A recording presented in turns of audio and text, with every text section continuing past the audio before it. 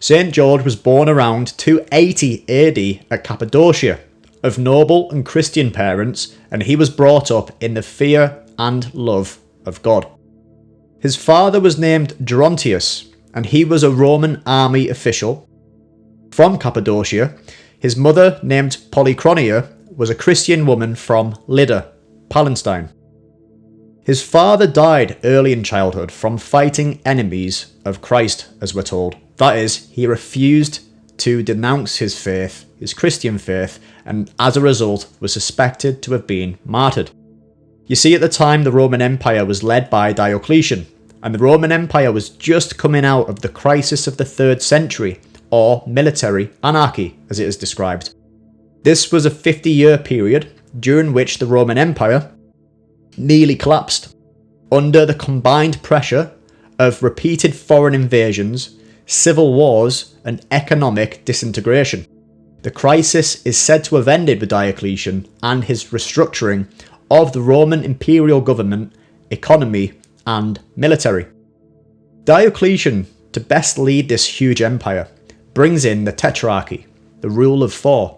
Instead, him governing by himself, you have 4 people across leading the Roman Empire, the north, east, south, and west, who co-govern and administrate the whole empire. Diocletian initiated the Great Persecution, primarily to restore traditional Roman religious unity and stabilise the empire, which he believed was threatened by Christian disloyalty and refusal to worship state gods.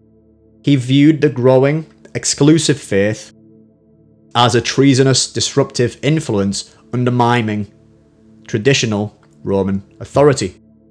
But we read it was actually Galerius who influenced Diocletian to believe that Christians were undermining the state and were to blame for the crisis the empire had been facing. Galerius was one of the 4 emperors who co-led alongside Diocletian. After St. George's father's death, he went with his mother back to Palestine, where she was native and where large wealth and inheritance waited for him.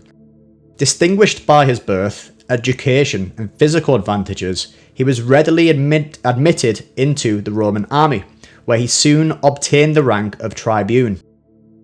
And you might be asking, well, why would he want to join the Roman army? Well, he didn't join, as technically he was born into it. Cappadocia was a province of the Roman Empire, and as we said, his father was a part of the empire as well. St. George, as a soldier, he gave so many proofs of his valour and military skill that Diocletian, not knowing that he was a Christian, advanced him in the high place of dignity in the imperial court then held at Nicomedia. We then read his mother unfortunately dies, and there's no record of how this happened.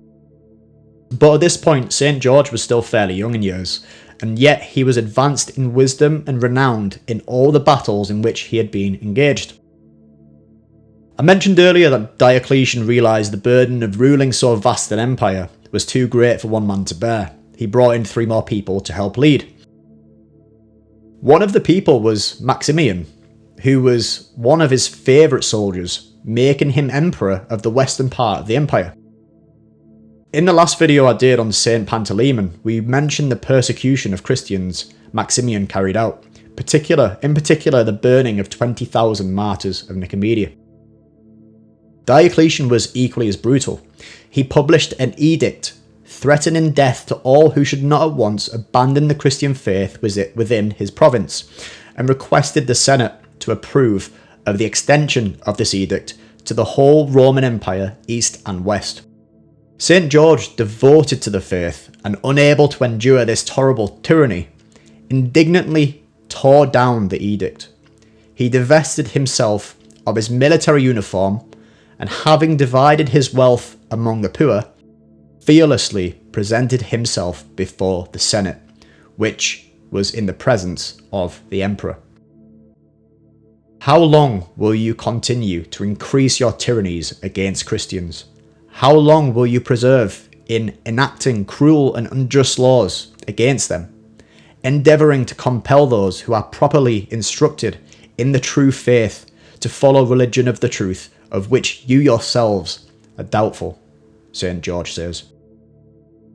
Your idols are not gods. Be no longer deceived by your errors. Our Christ alone is God. He alone is Lord. In the glory of the Father, either acknowledge that religion which is true, or at least disturb, not by your furious folly, those who would willingly embrace it. Overcome with amazement at the saint's manly and outspoken courage, the senators remained silent. What makes you so bold? They asked. George answered at once. The truth. What is the truth? They responded.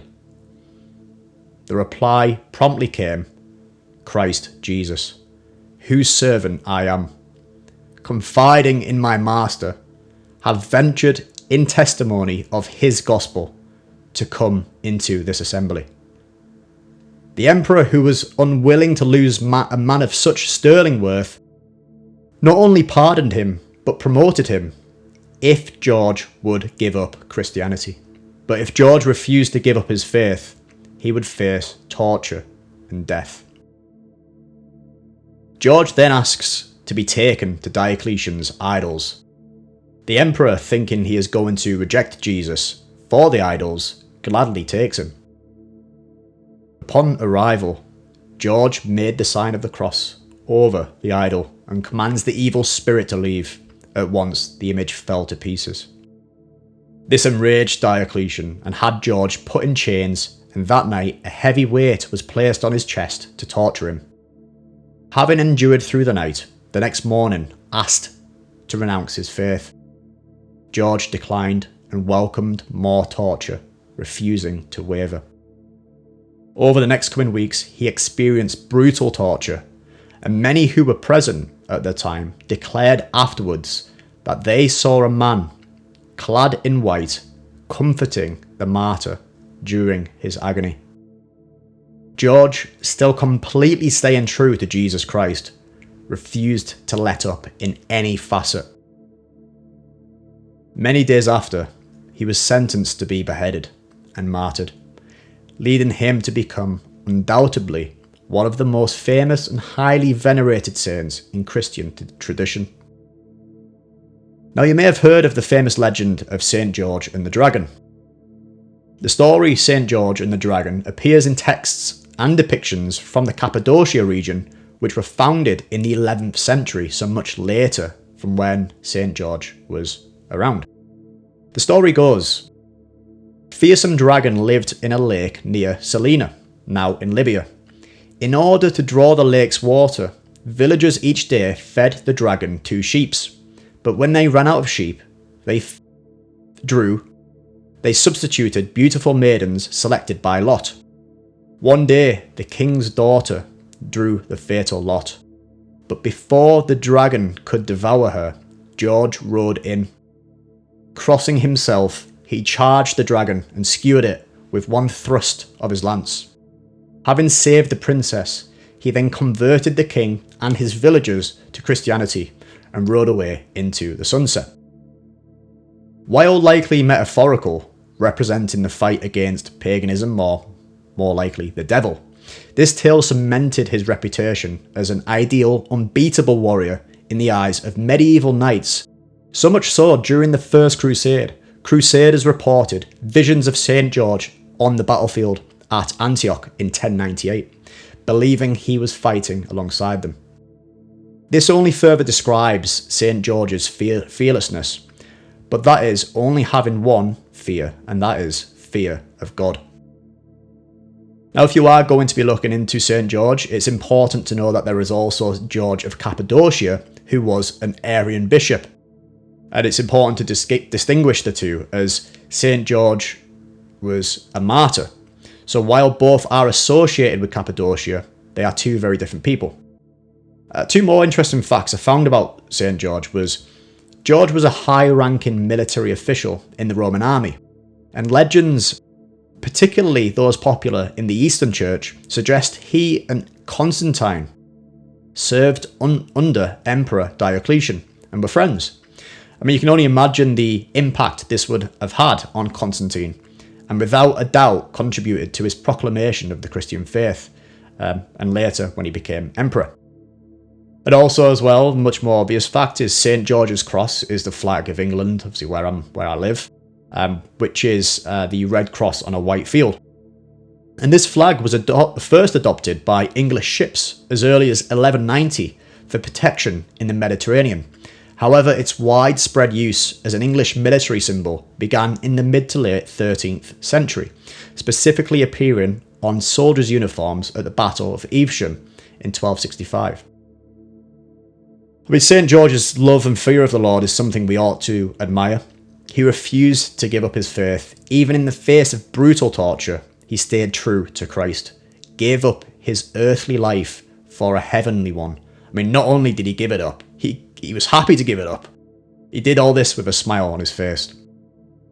I mean, this concludes this week's A Saint a Week episode. I hope you enjoyed. Thanks for watching. As always, drop a like, comment, any recommendations as well. I'll be glad to listen to them. So yeah, thanks for watching and take care.